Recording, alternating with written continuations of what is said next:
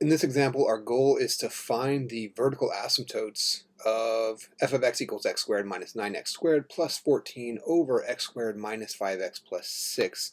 And we also want to check out the behavior as we approach those asymptotes. Are we going to plus infinity or minus infinity, essentially? So let's dive right in. We know that the suspicious behavior is going to happen where the denominator equals 0. So we factor this down. So let's see, we have plus 6. So let's do minus, how about this, minus 2 and minus 3.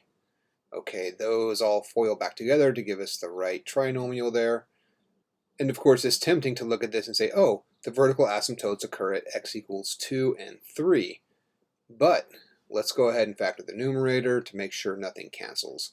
That's always key for this kind of example. And for 14, let's do, minus 2 and minus 7 again. And lo and behold, we do have some cancellation. So there is not a vertical asymptote at x equals 2. Instead, we say that's a hole. X equals 2 is a hole. Very mathematical term there, but that's what we call it, right? So it's where you're going along and it's just one mathematical point and then it keeps going. Of course, we could never really represent what it looks like to remove one mathematical point, right? Because no matter how much you zoom in, there's no way you could ever see a single mathematical point.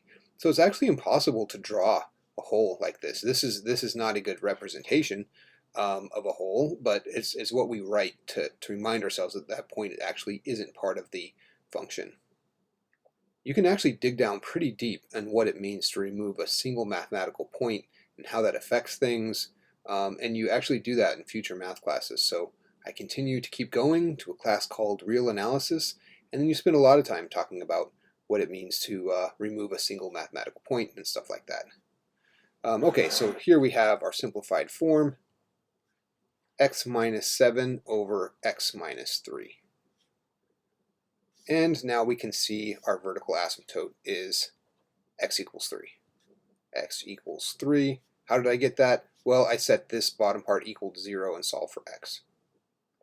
So there's part of the solution. And now we also want to analyze the behavior around x equals 3. We do that by taking the limits, the one-sided limits on each side. So let's take the limit as x goes to 3 from the right of x minus 7 over x minus 3. Okay, and we'll also do the limit as x goes to 3 from the left of the same function. I'm just doing the simplified form.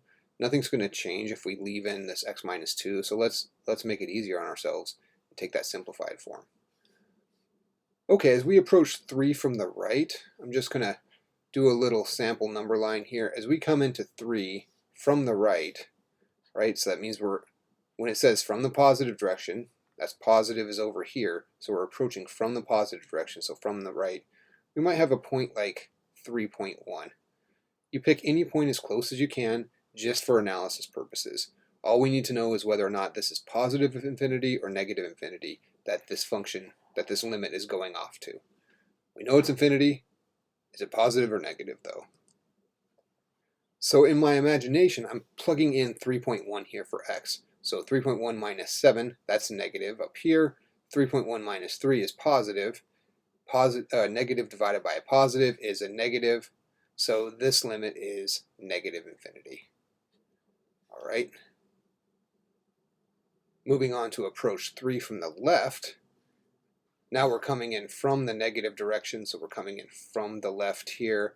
And I'm imagining a point super close to 3. How about 2.9? Right? You can use 2.999, whatever you want. All right, plugging it in here. Just enough to figure out if these are positive or negative. 2.9 minus 7, well, that's still negative. 2.9 minus 3 is also negative. Negative divided by a negative is a positive. So as we approach 3 from the left, this gives us positive infinity.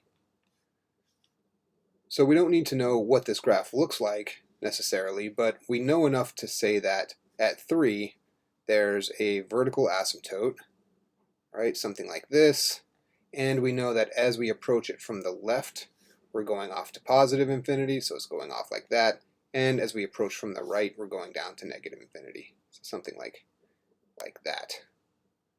Okay, and the rest of the function, right, we could spend time figuring out what the rest of the function looks like, but we're not asked to, so let's just stop with the asymptotes and leave it at that.